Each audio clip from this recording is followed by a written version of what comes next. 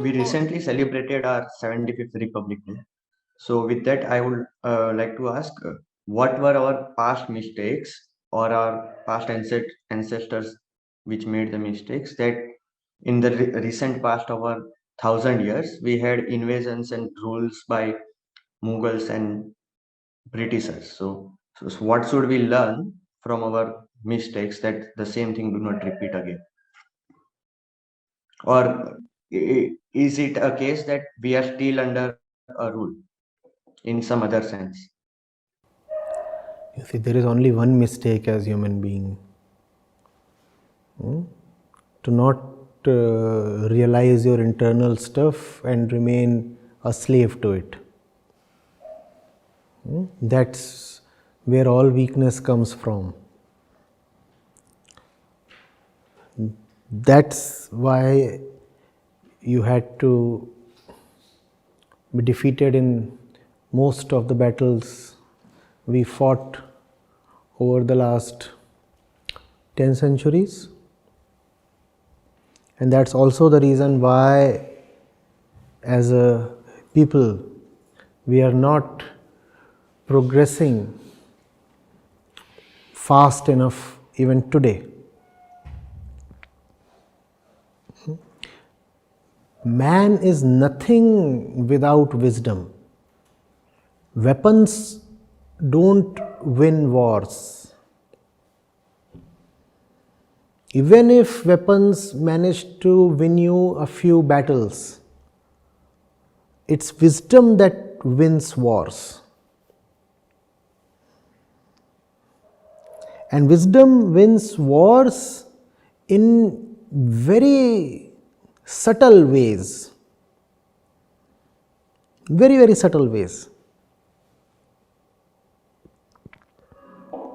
You lose wisdom, and somebody might declare you a world winner, but you will still be a loser.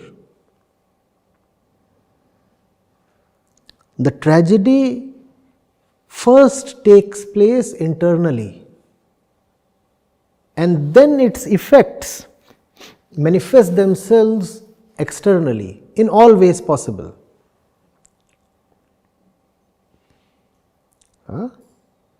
It will be a bit too complex for you probably, it may not be, but let me say, I'll simplify it as much as possible.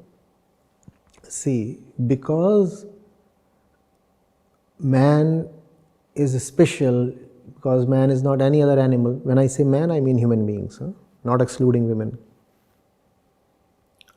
Therefore, man needs spirituality. I could have said religion, but religion has become a very abused word today, so I'd rather say spirituality, or I would say wisdom. So we need that. That's the center of our existence, our religiosity, our wisdom. It has to be. If we lack that, then we lack a center itself. Then there is no center. And if there is no center, there is no power, because you are scattered.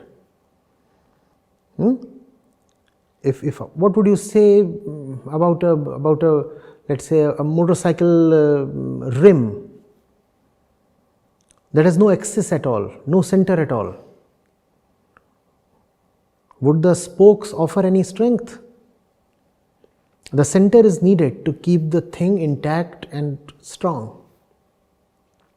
So man needs a center. That center is wisdom. That center is religiosity or spirituality.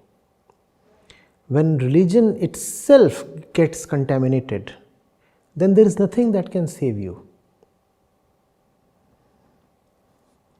The trouble with India has been that religion got contaminated many a times, remained contaminated, and even today it is extremely contaminated.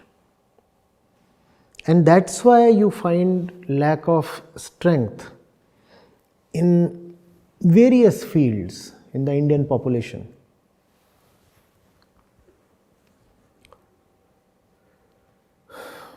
The core of wisdom, the very name of wisdom, Vedant, was there, always there.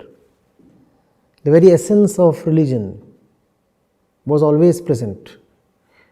But along with it, much else was also present.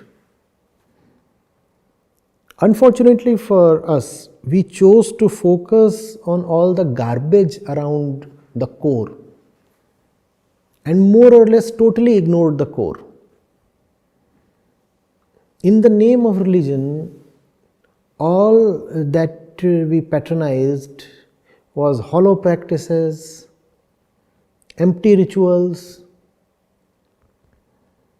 discrimination based on birth, gender,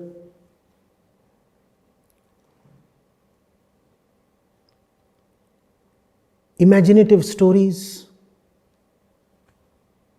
and many other kinds of nonsense. That's what we started calling as religion. And the core, Vedant, was ignored. When religion gets corrupted, then the entire population,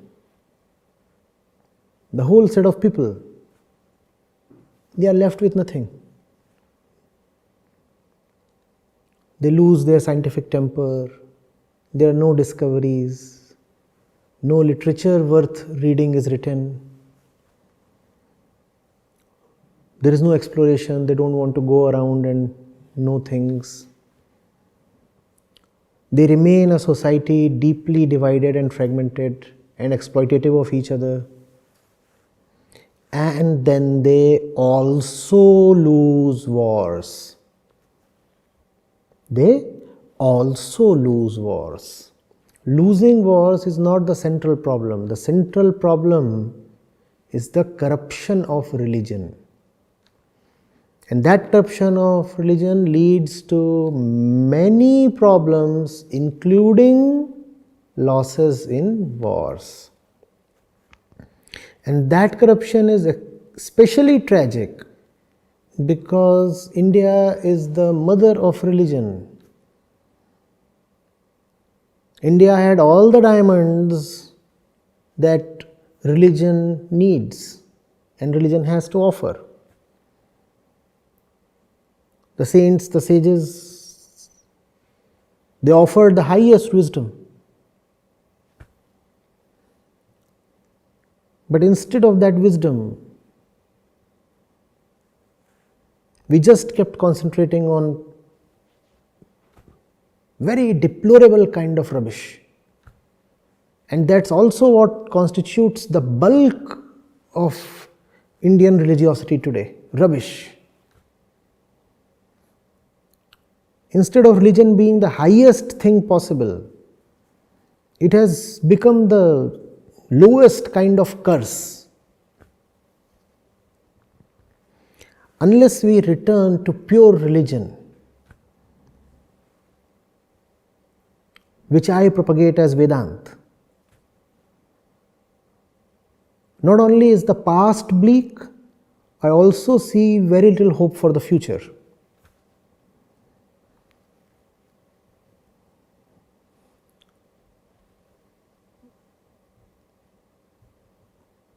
That very much answers my query.